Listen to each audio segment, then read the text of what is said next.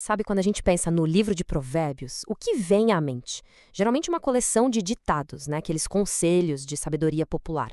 Mas e se por trás desses ditados se escondesse uma estrutura literária super sofisticada e uma filosofia moral bem profunda?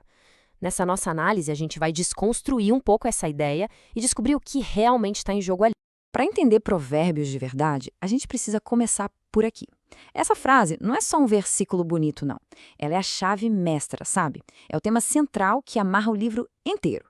Desde o comecinho fica claro que a verdadeira sabedoria não é só sobre acumular conhecimento, mas começa com uma reverência, um respeito fundamental por Deus. E uma das técnicas mais fascinantes do livro é justamente o ensino pelo contraste. Isso é uma escolha literária totalmente deliberada. Se a gente der uma olhada nos capítulos 10 a 15, por exemplo, vamos ver que quase todos os versículos são divididos pela palavra mais. É o tempo todo colocando dois caminhos em oposição para forçar uma escolha. E esse contraste todo define um verdadeiro campo de batalha moral. Os primeiros 9 capítulos já preparam um terreno para esse conflito. De um lado, a gente tem os pilares da vida, a sabedoria, a justiça. Do outro, as sementes da destruição, o pecado, a loucura. Não é uma luta simples, não. É a representação de dois jeitos de viver completamente opostos. E para a gente seguir em frente, a gente precisa alinhar o que sabedoria significa aqui em Provérbios. Não é só sobre ser inteligente ou esperto. Aqui, sabedoria é uma qualidade moral, é quase um sinônimo de retidão. Isso é bem diferente de outros livros, como o Eclesiastes, onde sabedoria pode ser algo puramente intelectual. Em Provérbios, o ponto é esse: ser sábio é ser justo. E essa ideia da sabedoria como uma qualidade moral é levada para um nível artístico impressionante. O autor personifica esses dois caminhos opostos em duas figuras femininas. De um lado, a senhora sabedoria, toda virtuosa. E do outro, a mulher estranha, que na verdade representa o pecado, a insensatez. Olha só o chamado da Senhora Sabedoria. Ela vai para as ruas, para os lugares públicos e convida abertamente os simples, que seriam aqueles meio que moralmente instáveis, a largarem seus caminhos de tolos e abraçarem os ensinamentos dela para encontrar a vida. E aqui está a genialidade do autor. A mulher tola, que é a personificação do pecado, faz exatamente o mesmo convite, usando as mesmíssimas palavras. Isso não é coincidência de jeito nenhum. É um paralelo artístico, feito de propósito, para mostrar como o pecado imita o chamado da sabedoria, para, no fundo, levar as pessoas para a destruição. Isso ilustra o ponto de um jeito brilhante. São dois convites idênticos, mas que levam a destinos completamente opostos. Um leva para a vida, o outro para as profundezas da sepultura.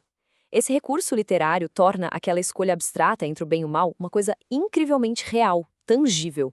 Bom, essa sofisticação literária toda que a gente viu levanta uma pergunta, né? Quem foi o gênio por trás de tudo isso? A tradição, claro, aponta para o rei Salomão, famoso pela sua sabedoria. Só que a pesquisa mais moderna mostra que a história da autoria desse livro é bem mais complexa do que parece. Então, a grande questão para os estudiosos hoje é: quem realmente escreveu Provérbios e quando? E para responder isso, é preciso uma investigação quase forense, sabe? Analisando cada pista escondida no texto para tentar desvendar suas origens. Esse quadro aqui mostra bem o centro do debate. Alguns estudiosos, como Crawford Agatoy, acham que o livro foi escrito muito depois de Salomão. Já outros, como W.F. Albright, defendem que pelo menos um núcleo do livro é da época dele, sim. O ponto principal aqui não é decorar nomes, mas perceber que a interpretação de textos antigos é um processo que não para. As mesmas evidências podem levar a conclusões bem diferentes. Mas olha, o livro de Provérbios não surgiu do nada, num vácuo. Para a gente entender ele de verdade, a gente precisa colocar ele no contexto da época. Ele fazia parte de uma conversa muito maior. Uma tradição literária que a gente chama de literatura de sabedoria, que era super comum em todo o Antigo Oriente Próximo. Por exemplo, lá no Egito, a Instrução de Ptah-hotep já falava de humildade e justiça há mais de 4.000 anos. Da Mesopotâmia, tem a história de Aikar, mas a conexão mais incrível mesmo é com outra obra egípcia, a Sabedoria de Amen-Enopte. Isso mostra que Provérbios estava num diálogo cultural sobre ética, sobre como viver bem. E essa conexão com o Amenhotep é simplesmente fascinante. Olha só, o texto egípcio é dividido em 30 capítulos. Aí lá em Provérbios 22:20, uma das traduções possíveis é: porventura não te escrevi 30 ditados? E não é que a seção que vem logo depois em Provérbios tem um número impressionante de paralelos com a obra egípcia? É uma evidência muito clara dessa interação entre as tradições dos escribas hebreus e egípcios. Agora, isso não quer dizer que Provérbios é só uma cópia. Claro que não. Mesmo dialogando com outras culturas, o autor adaptou, ele moldou cada ideia para encaixar perfeitamente numa visão de mundo hebraica. Então, apesar das semelhanças por fora, o livro mantém um foco monoteísta único e um padrão moral bem distinto. Então, no fim das contas, qual é o grande legado de Provérbios? O livro, na sua essência, funciona como um guia, um verdadeiro projeto detalhado para se ter uma vida justa, uma vida moral. Essa citação aqui resume a tese central do livro de um jeito perfeito. Provérbios não despreza a inteligência, mas defende que a capacidade mental só tem valor de verdade quando está junto com a retidão moral. A verdadeira sabedoria, portanto, é a inteligência guiada pela moralidade. E para reforçar esse foco moral, vamos definir outro termo-chave: o tolo.